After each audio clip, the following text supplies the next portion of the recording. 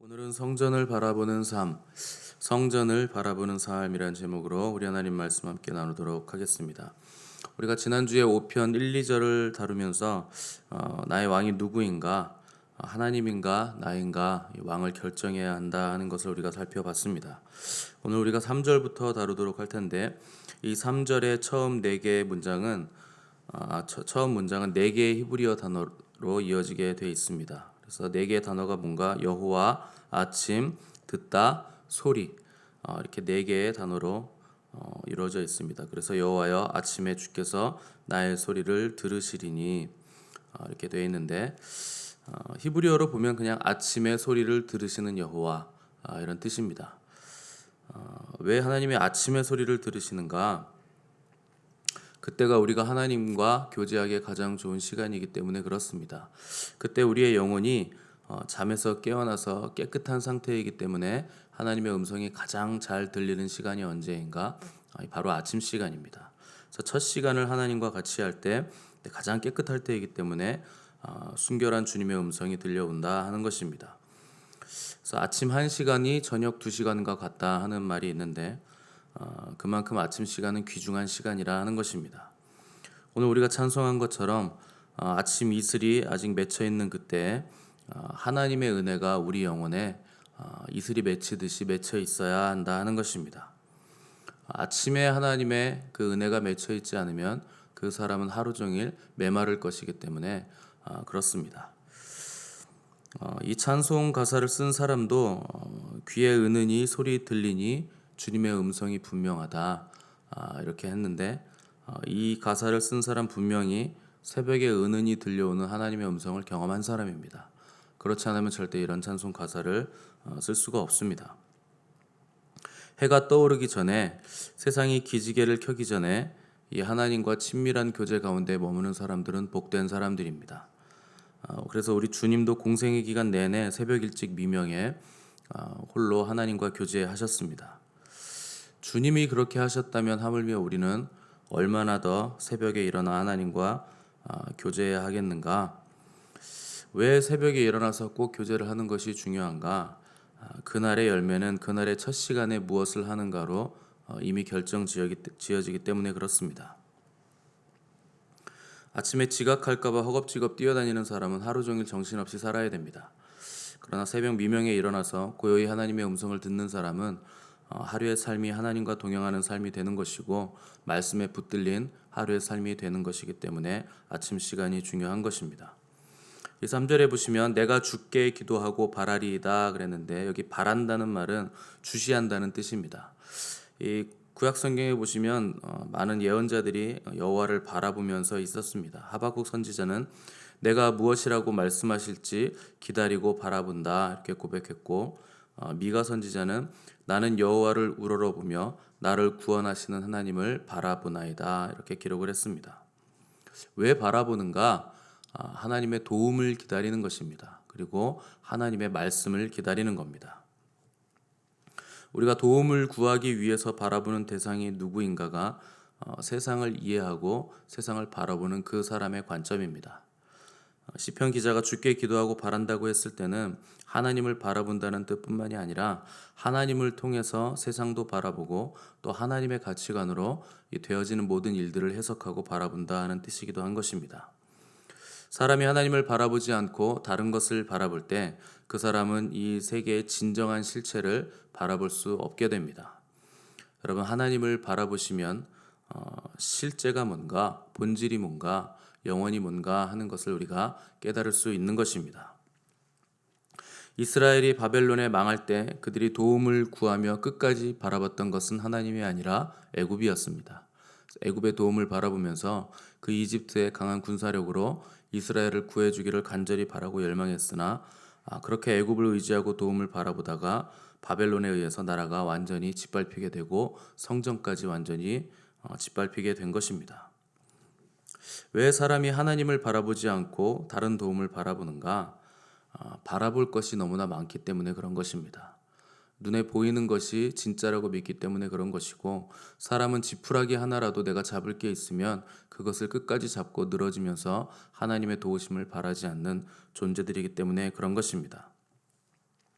다윗은 지구상에서 가장 부유했던 사람이었습니다. 지금 가장 부유한 사람의 재산보다 3배 정도를 더 많이 가지고 있었다고 다윗의 재산을 계산하게 되는데, 그러면서도 하나님을 바라봤고 또 그가 권력을 가지고 있는 왕이었지만 다윗은 하나님을 간절히 열망하는 사람이었습니다. 항상 하나님을 향해서 애끓는 심정을 가지고서 하나님 나 좀 봐주십시오. 하나님 저 좀 주님의 전에 머물게 해주십시오. 하나님 저를 좀 알아봐 주십시오. 이렇게 기도했던 사람이 바로 다윗입니다. 저와 여러분 안에 하나님을 향한 이 애끓는 마음이 있어야 됩니다. 그분을 향한 견딜 수 없는 마음이 있어야 됩니다. 뭐가 되고 싶거나 뭘 하고 싶거나 뭘 받고 싶은 게 먼저가 아니라 하나님 그분의 얼굴, 그분이 나와 함께 하시는 것, 그것이 우리의 간절한 열망이요 우리의 심령에 타들어가는 애끓는 마음이 돼야 되는 것입니다. 주님의 얼굴을 보고 싶습니다. 주님의 영광을 보고 싶습니다. 아름다우신 주님의 얼굴을 내가 밤낮 앉아서 기다리오니 주님 나에게 주님의 영광을 보여주십시오. 모세가 하나님께 요청했던 주의 영광 보기 원하는 그 마음이 우리 안에 있어야 한다 하는 것입니다.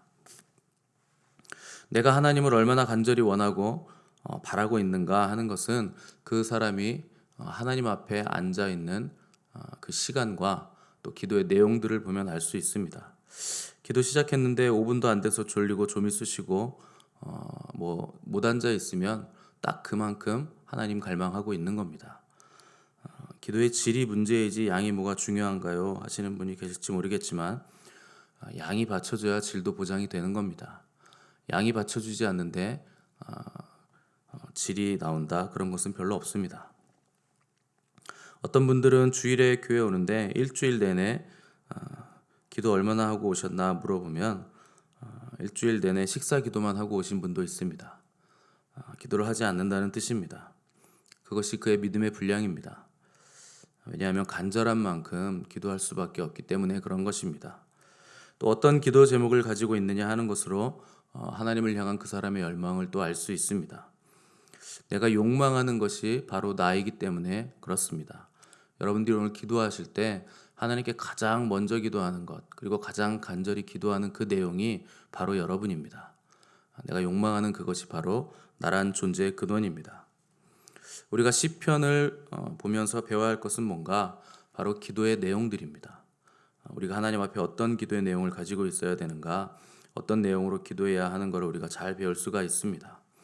우리는 세상 욕망을 품고 끊임없이 하나님께 달라고만 요구하던 기도에서 벗어나서 하나님 그분 자신만을 갈망하던 이 다윗의 기도를 배우고 또 그 기도가 우리 기도가 되어 하루 종일 읊조리고 묵상하는 법을 배워야 됩니다.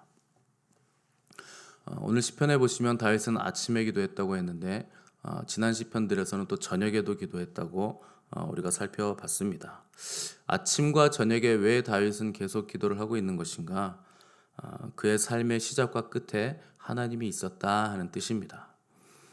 그가 하나님과 친밀한 사람이고 하나님을 경외하는 사람이었기 때문에 아침에 일어나서 하나님께 기도하고 또 잠자리에 들기 전에 하나님께 기도하는, 하나님을 경외하는 삶을 살았다 하는 것입니다. 왜 신앙에 문제가 생기는가? 하나님을 경외하는 이 경외심이 사라지기 때문에 문제가 생기는 것입니다. 이 찬양 집회 같은 데 가면 우리 젊은 친구들이 찬양을 아주 쉽게 부릅니다. 나는 주의 친구, 뭐 이런 찬양을 막 쉽게 부르는데 주님이 아무나 친구라고 불러주시는 것 아닙니다. 누가 주님의 친구인가? 하나님을 경외하는 자가 바로 하나님의 친구입니다. 여호와의 친밀함이 누구에게 있는가? 하나님을 경외하는 자들에게 있기 때문에 그렇습니다. 거룩하고 정결한 의인들 중에서도 아주 특별한 사람들만을 하나님은 나의 친구다 이렇게 불러주십니다. 주님께 가까이 다가갈수록 우리가 주님을 더 알면 알수록 주님을 더 경외하게 되는 것이지 손자가 할아버지 수염 잡듯이 경외감이 사라지는 것은 절대 일어날 수 없는 일입니다. 하나님께서 출애굽한 이스라엘 백성에게 너희들 성막을 만들어라 이렇게 말씀하셨는데 그분이 성막을 만드신 이유는 우리에게 가까이 다가오시기 위함입니다. 내가 너희 회중 가운데 함께 거하겠다 하는 것이 성막을 만들라고 하신 하나님의 뜻이었습니다. 그럼에도 불구하고 하나님께서 계시는 지성소에는 너희들 아무나 함부로 들어올 수 없다. 이렇게 말씀하셨는데 내가 너와 가까워지기를 원하지만 또한 너는 나를 경외해야 된다. 너희는 나를 함부로 할 수 없는 나는 하나님이라 하는 것을 알려주시기 위함이었습니다. 하나님은 우리에게 가까이 다가오시는 분이시지만 반면에 우리가 경외하고 두려워해야 할 엄위하신 분이십니다. 하나님께서 두려워하지 말라고 말씀하실 때는 상황에서 오는 거짓 두려움, 세상을 무서워하는 그 두려움을 가지지 말라 하는 뜻이지 하나님 자신을 두려워하지 말라는 뜻으로 해석하면 안 됩니다. 그래서 이사야는 하나님을 뵀을 때 화로도 나여 망하게 되었도다 이렇게 고백을 했고, 사도 요한은 계시록에서 주님을 만났을 때 엎드러져서 죽게 되었다 이렇게 기록을 했습니다. 또 베드로는 주님을 처음 만났을 때 우리 주님의 신성을 발견하고는 두려움에 떨면서 주여 나를 떠나소서 나는 죄인이로소이다 이렇게 고백을 했고, 모세는 불타는 떨기나무 앞에서 하나님 배웁기를 두려워해서 얼굴을 가렸습니다. 또 다니엘은 큰 환상을 볼 때 몸에 힘이 완전히 빠져서 아름다운 빛이 변하여 썩은 듯하였고 힘이 다 없어졌다 이렇게 기록을 했습니다. 이것이 하나님을 제대로 만난 사람들의 공통적인 반응입니다. 오히려 기쁘거나 친밀함보다는 두렵고 떨리고 그 경외감으로 인해서 몸이 바닥에 완전히 붙고 일어나지 못하게 되는, 그리고 수일 동안 몸을 앓다가 겨우 나중에 일어나게 되는 일들이 발생하게 되는 것입니다. 이 시대 사람들은 하나님을 너무나 가볍게 생각합니다. 친구라고 생각하고, 어떤 목사는 맘먹으면서 하나님한테 주먹 쥐면서 하나님 나한테 죽어까지 하는 걸 우리가 보는 시대가 바로 이 시대입니다. 여러분, 그가 하나님을 아는 사람이겠습니까? 모르는 사람이겠습니까? 하나님을 모르는 겁니다. 하나님과 맞먹는 것이 하나님과의 친밀함이 절대 아닙니다. 그분을 가까이서 뵙고 친밀하게 아는 사람은 경외감과 두려움으로 인해서 온몸에 힘이 빠질 정도가 될 수밖에 없는 것입니다. 4절에서 6절을 보시면 주는 죄악을 기뻐하는 신이 아니시니 악이 주와 함께 머물지 못하며 오만한 자들이 주의 목전에 서지 못하리이다. 주는 모든 행악자를 미워하시며 거짓말하는 자들을 멸망시키시리이다.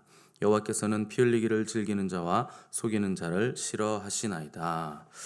자, 사람은요, 하나님이 싫어하시는 것이 무엇인가, 하나님이 대적하시는 것이 무엇인가를 올바로 알아야 됩니다. 그래서 하나님이 싫어하는 것을 나도 싫어해야 되고, 하나님이 기뻐하시는 것을 나도 또한 기뻐해야만 하는 것입니다. 하나님은 죄악을 싫어하시고 또 죄인을 싫어하시고 오만한 자들을 대적하십니다. 또 피 흘리는 자들과 거짓말하고 속이는 자들을 하나님은 싫어하십니다. 아나니아와 삽비라는 하나님을 속이려고 하다가 죽임을 당했습니다. 거짓은 마귀가 주는 겁니다. 마귀는 거짓의 압입니다. 그리고 어떻게 해서든 죽이고 멸망시키려는 목적을 가지고 삼킬 자를 찾는 것이 바로 마귀입니다. 크리스찬은 속여서도 안 되고 또 속아서도 안 됩니다. 이 마지막 때의 미혹은 사람의 미혹으로 다가오는데, 이 사람의 미혹이라 하는 것은 속인다는 뜻입니다. 이 뱀의 혀를 가진 사람들이 택한 자들이라도 미혹하고 멸망시키기 위해서 속이는 것입니다. 어떻게든 속이기 위해, 멸망시키기 위해 듣기 좋은 말과 격려의 말을 통해서 진리에서 떨어뜨리려고 하는 것이 마귀와 마귀에게 속한 사람들의 미혹입니다. 이 사람의 미혹을 잘 보시면 대개 이미지로 포장해서 다가옵니다. 여러분들이 이미지에 속으시면 안 됩니다. 그 연예인들이 대개 다 이미지를 가지고서 이미지 메이킹이라고 하는데, 이미지를 만들어서 방송에 나옵니다. 그러니까 어떤 컨셉을 가지고 나와서 사람들을 속이는 겁니다. 원래 그런 사람이 아닌데 그런 사람인 것처럼. 근데 정말 그런 사람인 줄 알았다가 나중에 사생활이 드러나면 대중들이 그 연예인에게서 왜 돌아서는가? 포장된 이미지에 속았다가 그의 실체를 보고서는 배신감을 느껴서 돌아서게 되는 것입니다. 그러니까 하나님은 제2계명에서 너희들 우상을 만들지 말아라 이렇게 말씀하셨는데, 우상이란 뭔가? 그게 바로 이미지입니다. 하나님의 이미지를 만들어 놓은 것입니다. 속이는 것이고 실체가 아닌 것입니다. 그래서 항상 우리가 조심해야 될 사람들이 누군가, 이미지로 다가오는 사람들은 조심하셔야 됩니다. 그 사람들은 속이기 위해서 이미지로 다가오는 겁니다. 말을 해도 정확하게 말을 하지 않고 은근슬쩍 넘어가는 사람들도 조심하셔야 되고, 그렇다 아니다를 정확하게 말하는 사람, 또 했다 안 했다가 명확한 사람, 또 잘못한 것에 대해서 정확하게 사과하고 자기가 어디에 속해 있는지를 명확하게 밝히는 사람들을 내 옆에 둬야 되는 겁니다. 나중에 다 말해준다 그러고 알면 다친다고 하고 했는지 안 했는지 아주 모호하게 아리송하게 말하는 사람은 옆에 두면 반드시 나중에 뒤통수를 치게 돼 있습니다. 그 사람이 이미지를 만들어서 다가오는 사람이기 때문에 그런 것입니다. 7절 보시면 오직 나는 주의 풍성한 사랑을 힘입어 주의 집에 들어가 주를 경외함으로 성전을 향하여 예배하리이다, 이렇게 기록했습니다. 다윗 시대에는 아직 성전이 없던 시대입니다. 솔로몬 시대에 성전이 지어졌기 때문에 다윗은 성전을 향하여 예배하리다, 이렇게 기록을 했는데 성전을 향하여 가고 있다, 그러니까 삶의 지향성이 성전을 향하고 있다 하는 뜻입니다. 이 하나님의 집, 하나님의 성전을 지향하는 사람들이 바로 의인이요 거룩한 사람들입니다. 그래서 다니엘은 다른 신에게 기도하면 사자굴에 넣는다, 이렇게 공포를 했는데도 하루에 3번 창문을 활짝 열고 예루살렘 성전을 향하여서 기도를 했습니다. 여기서 성전을 향했다는 것은 건물을 향했다는 게 아니라 하나님을 향해서 기도했다 하는 뜻입니다. 여기서 성전이라고 할 때는 지성소에 계시는 하나님의 존전까지 들어가는 것을 말합니다. 특별히 악인들이나 오만한 자들, 거짓말하는 자들, 피 흘리기를 좋아하는 자들은 하나님의 성전에 들어갈 자격이 없습니다. 그러나 억울하게 고통당하는 의인들은 성전에 출입하여 예배드릴 자격이 있는 사람들이고 하나님의 존전까지, 지성소까지 들어갈 수 있는 자격이 있는 사람들입니다. 우리가 어떻게 하나님이 계시는 지성소까지 들어가는가? 오직 주의 풍성한 사랑을 힘입어 우리가 들어갈 수 있다 하는 것입니다. 여기 주의 풍성한 사랑을 힘입는다 했을 때 이 풍성한 사랑의 중심이 바로 우리 구주이신 예수 그리스도의 사랑입니다. 예수 그리스도의 공로를 힘입어서 우리가 성소에서 지성소로 들어갈 담력을 얻었다 하는 것입니다. 이 신약 시대의 성도는 예수 그리스도의 공로를 힘입어서 하나님의 성전이요 그분이 거하시는 처소가 될 수 있게 된 것입니다. 사람은 하루가 끝나고 해가 저물면 집으로 들어가야 됩니다. 악인들은 악인들의 처소로 가는 것이고 의인들은 의인들의 처소로 들어가는 것입니다. 어린아이가 아버지의 집으로 들어가듯이 우리는 하나님의 집으로 들어가는 것입니다. 우리의 인생이 끝나면 결국 우리는 어디로 들어가는가? 우리 아버지의 집으로, 어린아이가 아버지의 집을 찾아 들어가듯이 우리도 들어가게 된다 하는 것입니다. 그러나 악과 부정함과 거짓과 오만한 자들은 의인들의 회중에 들지 못하고 바람에 나는 겨와 같이 이리저리 떠다니는 운명이 될 것입니다. 우리는 하나님의 집을 바라보고 하나님의 영광을 바라보는 사람들입니다. 여러분, 하나님을 바라보시기 바랍니다. 밤이 지나면 아침이 오듯이 불의와 거짓과 속임 가운데서도 신실함을 지킨 의로운 자들에게는 아침에 의로운 해가 떠오르고 아침에 응답하시는 하나님의 음성이 들려오는 것입니다. 이 아침에 그분의 음성과 응답을 들으심으로 기쁨의 하루를 걸으시는 저 여러분들의 하루 되시기를 간절히 바랍니다.